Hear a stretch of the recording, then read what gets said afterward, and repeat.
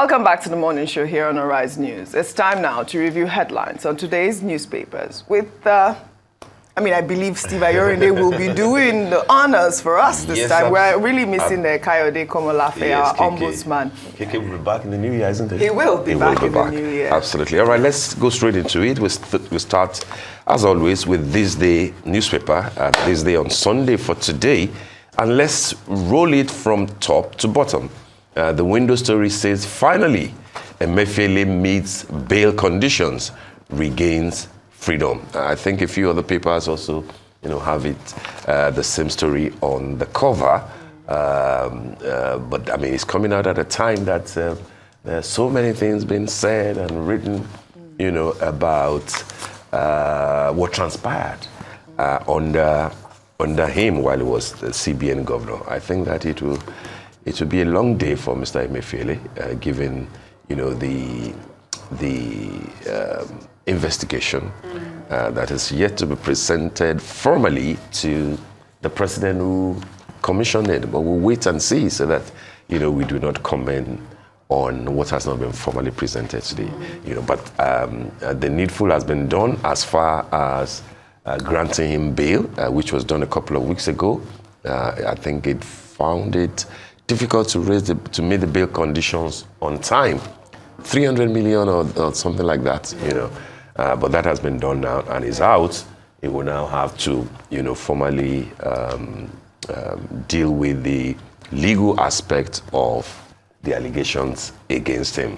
Well, at that point, when the 300, when he couldn't meet the bail conditions, the lawyers argued that there would be no need for him to pay that bill. It's not because he couldn't meet the bill condition, but because he would, probably be sent right back to jail again. And so what would be the purpose of meeting the bill conditions? I don't know if this is different at this point.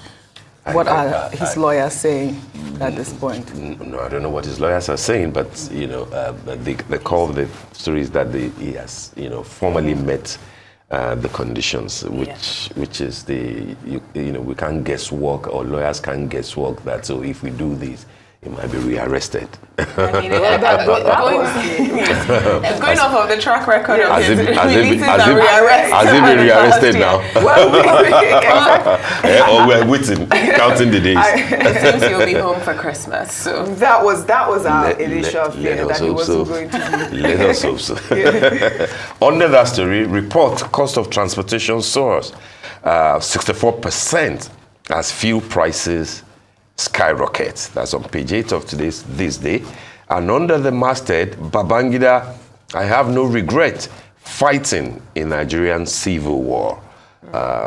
That's the former president, head of state and president at some point, saying no regrets fighting in the Nigerian civil war. And then the next story says, Titan Trust Bank faults CBN investigator, says no fraud in acquisition of Union Bank. The writer says Obaze accuses Emefiele of using proxies to buy Union Bank through Titan Trust Bank and Keystone Bank without payment. Those are part of what is contained in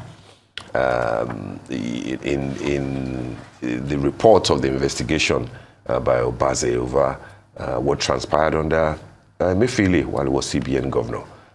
Banks, people or institutions who were mentioned are making clarifications, basically to say that no, nothing of the sort happens. Yes. Obaze has also said that the people involved are seeking political solutions to these transactions that he claims were opaque. So I think we'll have to see what happens in the coming days or weeks. Obaze said that openly? He said so?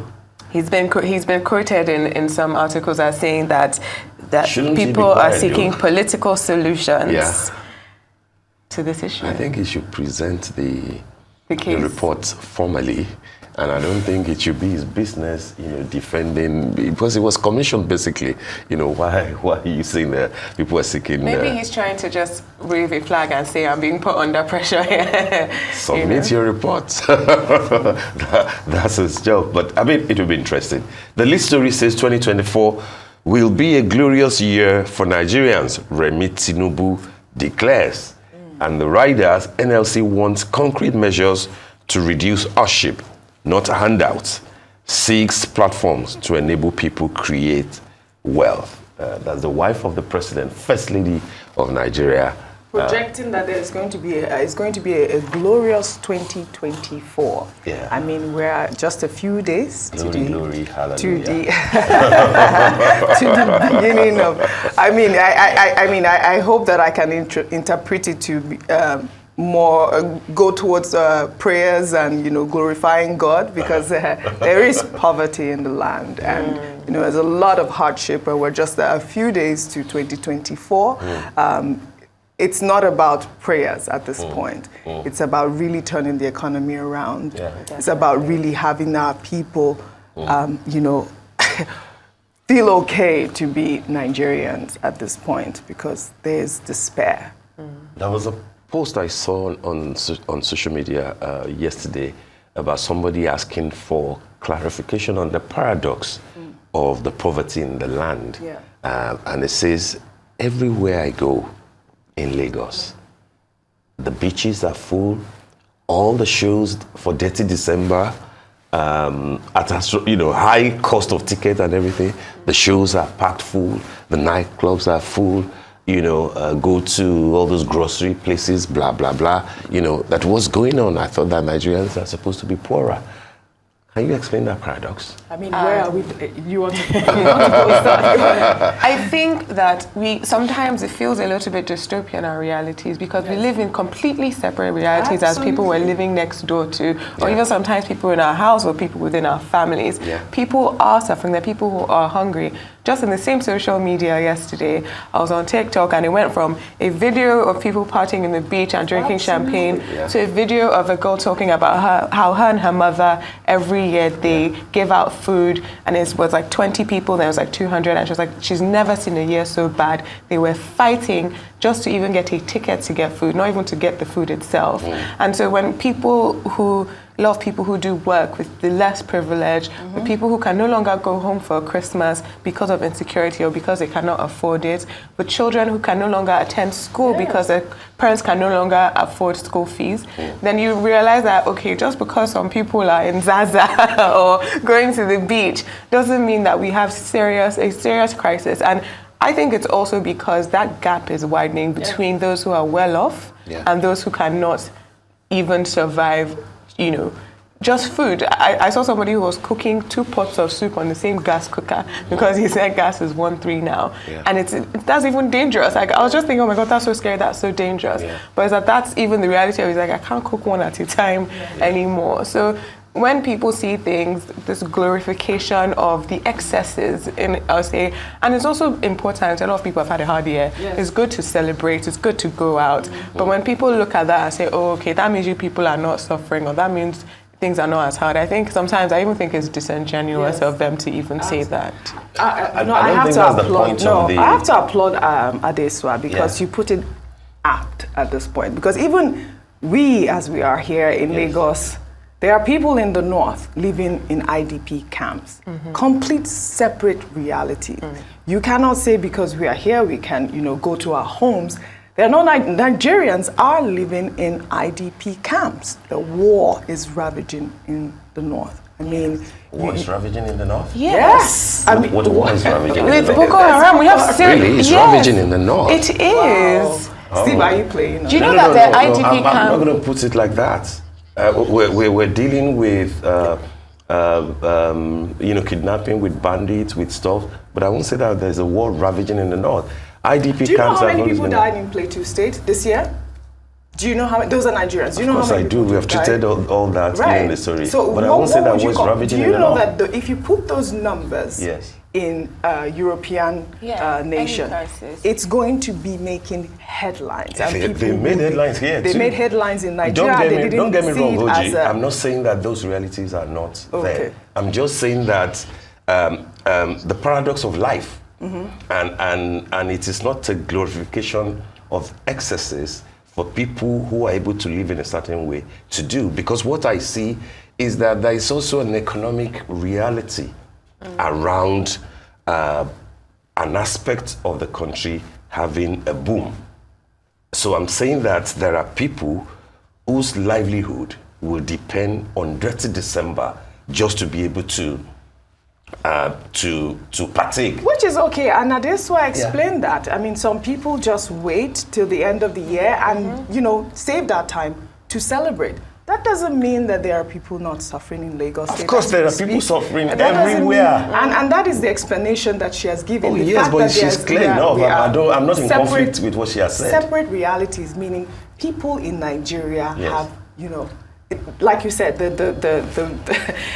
difference between the wealthy and the poor right now, the gap is really widening. I mean, that's our reality, and I think sadly. that is what it is. Of course, that's what it is, but then that doesn't also obliterate the fact that some people are celebrating in spite of what you say. So in celebrating, in hotels being filled up, part of the reasons why, and it happened in 2016, there was a research that we did in Lagos State. Why did the hotel and Abuja was the Transcorp had their best years in 2016, 2017?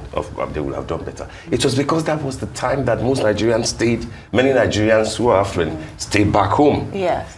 Because they couldn't afford going abroad. I'm saying that in spite of everything that is happening, let us overlook the fact that there are some sectors that are gaining.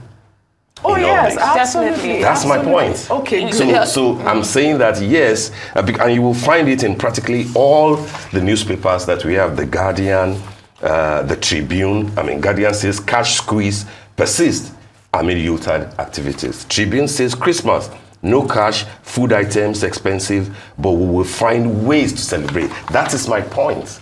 Do you understand? It's a celebration of the Nigerian spirit that in spite of no matter what is going on, we will still find a way to celebrate. So there's an economy around that. Of course, yes.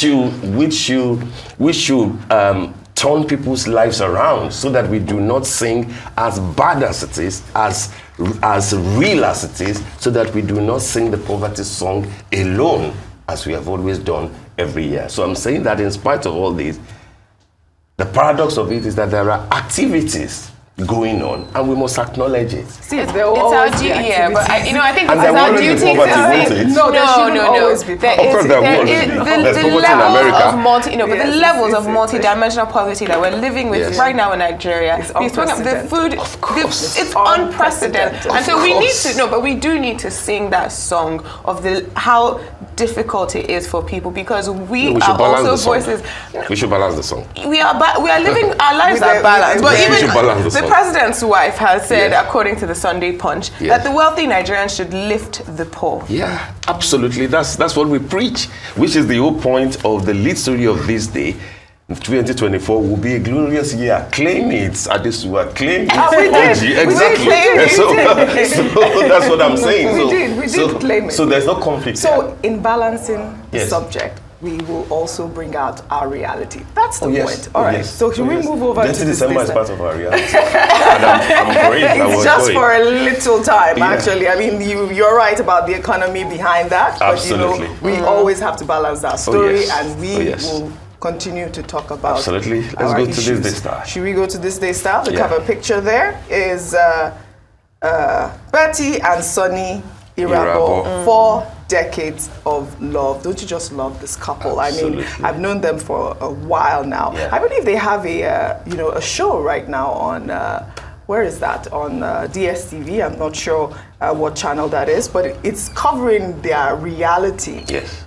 4 decades of love. They're talking about how to stay, together, and this couple, they are really the couple to emulate at this point, Steve. I mean, I know this, couple very well closely, and they inspire people. The mere fact that they are also both media people, Uncle Sonny, Auntie Betty.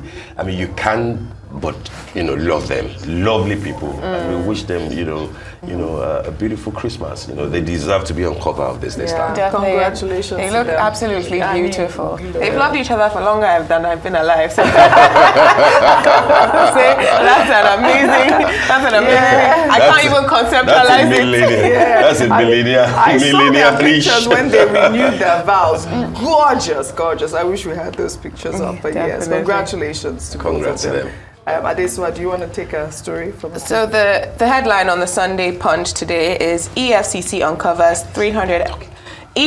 uncovers 37 billion naira fraud in humanitarian ministry, indicts Buhari's minister contractor. That's on page 3. The rider is amount allegedly transferred to 33 bank accounts linked to contractor in 5 banks under Sadiya Umar Farouk. Suspect transferred 6.7 billion to BDCs, withdrew 540 million naira, purchased cars, bought 2 billion naira houses in Abuja, Enugu. See, this is what we are talking about. This is exactly what we're talking about. If this is, obviously, EFCC is investigating this, and we have to see what comes out of these allegations. Yeah. But when we do have IDPs, when we had reports earlier on that we had IDPs who were eating animal feed in parts of this country. Yeah. And to think that the humanitarian minister in the previous government is now being investigated for fraud, and that money that might have gone to help the lowest of the society was being used to purchase cars or houses allegedly, is something that it's absolutely disheartening. That ministry, there should be a searchlight on that ministry. Definitely. Whether the Buhari one or what is going on there now. I mean, the sort of figures that you hear, and this is not an indictment on anybody. We see this sort of job, that they're trying to do. But we've just been told lately that about 75 billion already has been distributed. 25,000, the conditional cash transfer thing to 3.5 million people. And you follow, the media, and you're like, who are these people? Where are these people? We're seeing the figures. Where are the people? What is the chunk of this amount that is dealing with the IDPs that we're talking about? That is dealing with the, very vulnerable people. When you say that those who do not have accounts, you have a way of dealing with them. How? Who are they? At this point in time. This is the importance of, like we said earlier, the importance of transparency when we're talking about trust or the lack of trust, All right, looks like we really have to go now.